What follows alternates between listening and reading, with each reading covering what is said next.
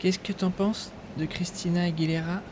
Quand j'entends une de ses chansons, ça me donne plutôt envie de manger mon propre caca. T'exagères, elle est vraiment bonne. Quand sa voix résonne autour de moi partout dans la pièce, ça me fait vraiment quelque chose, je me sens toute chaude à l'intérieur. C'est tout à fait l'effet qu'on ressent quand on a une bonne vieille grosse diarrhée. Bienvenue chez Critic Man, nous allons parler de cinéma et comme vous avez un instinct hyper développé, vous savez que nous allons parler de Transfiguration. D'ailleurs, on dit quoi? Transfiguration? Transfiguration? Parce qu'en anglais c'est The Transfiguration et en français ils ont mis le titre Transfiguration. Mais c'est le mot français ou c'est le mot en anglais Transfiguration? Je ne sais pas. Vous le savez ici, c'est garanti sans spoiler, mais il faut quand même que je vous donne le contexte de l'histoire. Dis, c'est quoi ton film de vampire préféré?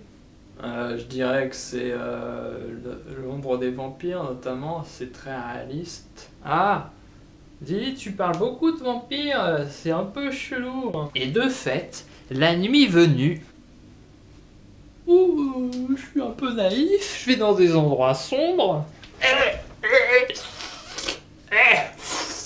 J'imite, j'essaie de faire le... Non, je le fais pas bien. Transfiguration donc de Macaloshe qui est sorti ce 26 juillet 2007 de par chez nous. C'est un film qui attaque le genre du film vampire de manière un peu particulière. Puisqu'on n'est pas dans une débauche d'hémoglobine déjà, on n'est pas dans quelque chose de spectaculaire, ça ressemble plus à une sorte de fable sociale si vous voulez. On est dans une sorte de banlieue à moitié, je connais pas assez bien les États-Unis, je dis peut-être des bêtises. Mais enfin vous voyez, on est plutôt dans les quartiers un peu pauvres. Et donc ce petit bonhomme qui se débat entre son vampirisme, son obsession du vampire, on sait pas trop, cette espèce d'ennui bizarre. C'est ça le problème du film. Je vous le dis tout de suite, c'est assez plat, assez lent, mais lent mou, parce que lent, moi ça me dérange pas, mais je me suis un peu fait chier, soyons bien clairs là-dessus, notamment parce qu'on n'est absolument pas impliqué. Je ne sais pas ce que pense le personnage principal pendant au moins 1 heure sur un film de 1h38, quelque chose comme ça.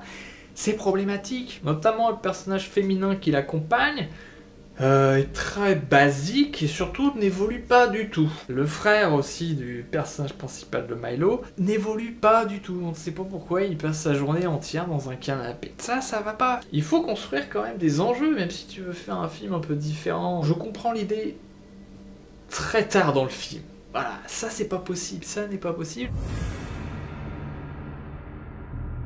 D'ailleurs, les autres personnages, on a l'impression qu'ils servent juste à nous faire comprendre ce qui se passe dans sa tête sans utiliser une voix off.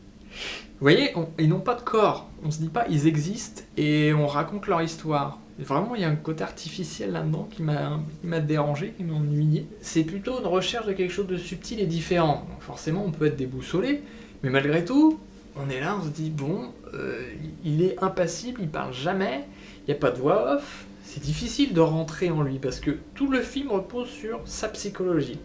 Si on n'y a pas accès, on n'a pas accès au film en quelque sorte. J'ai l'impression qu'il y a une sorte de mise à distance par rapport à ce personnage de Milo, mais pourquoi ça je n'ai pas compris. Parce que par contre, si on était vraiment projeté dans sa tête, comme dans Love Hunters dont je parlais avec quelques petites expressions de visage, on arrive à faire toute leur psychologie, là, l'idée, la prémisse du film, ce dont il voulait parler, ça pouvait être potentiellement intéressant. Et notamment la fin, mais vraiment genre les 3 dernières minutes, là j'ai commencé à ressentir quelque chose. Je me suis posé des questions, t'as des doutes encore sur comment ça va se finir, parce que c'est pas trop sur quel pied danser. Là, il y a eu quelque chose d'un petit peu plus fort. Alors peut-être pour certains ça leur a suffi, à fait oublier leur ennui précédent.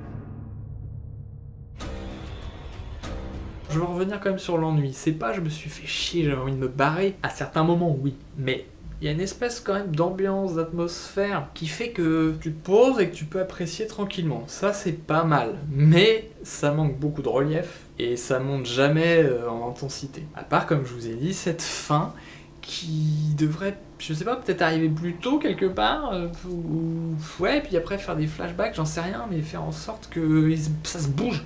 C'est un film dont j'avais envie, pendant, de refaire le montage. Je me suis dit, ouais, j'enlève ça, ça va resserrer les choses. Par contre, faire mieux comprendre ce qui se passe en lui, ça non. Avec les images là, je ne vois pas comment faire. Donc vous l'avez compris, je ne vous recommande pas cette nouvelle version du film de vampire. Mais comme c'est un premier film, il a le droit à bénéfice du doute. Donc on va suivre Michael O'Shea quand même, qui a tenté quelque chose de différent. Ça quand même, c'est bien de le mettre en avant. Et nous on se retrouve bientôt pour une nouvelle critique. Je vous embrasse tout le monde. J'ai synchronisé mes caméras. J'améliore cette histoire de sketch. Je crois que j'aurais fait un sacré vampire, moi. Oh, aïe, oh merde. Hein? Ah, il y a une qualité de... Oh, qui cook.